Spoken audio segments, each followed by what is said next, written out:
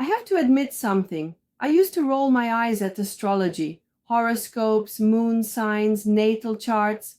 To me, they were just vague predictions that could apply to anyone. I never took them seriously until something happened, something that shook me to my core. It started with a late night scroll on my phone, one of those moments when you're feeling kind of lost, unsure, wondering if you're on the right path. That night, I saw something called a free moon reading.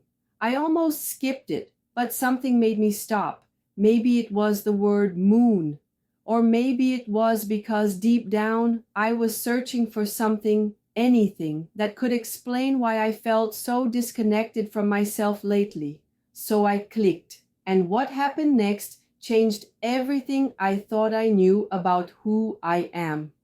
The moon reading started by asking for my birthday, time, and place. I thought, okay, let's see what this algorithm says.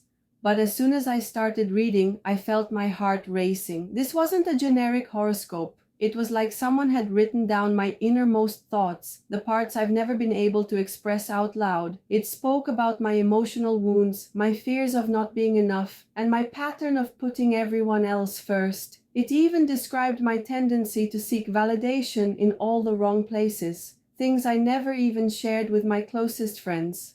It felt like I was finally being seen. Here's what I didn't know. While your sun sign shows the personality you show to the world, your moon sign reflects your emotional world, your subconscious, your true needs, your heart. The moon governs our inner tides. It explains how we react emotionally, how we love, what we crave when no one is watching. And suddenly, it all made sense. I realized that I had been living most of my life disconnected from that emotional blueprint. I had been trying to fit into roles and expectations that weren't aligned with the real me. That reading became a mirror, one I didn't even know I needed. If you're watching this and thinking, I don't know if this is real, I understand you. I was exactly like that too, but sometimes the universe whispers through unexpected tools. This moon reading was free, but the insights I received were priceless. If you're even a little bit curious about what your moon sign says about your emotional destiny, your hidden strengths, your path, I'll leave the link below. Open your mind, take a deep breath, and let the stars show you what's been hidden in plain sight.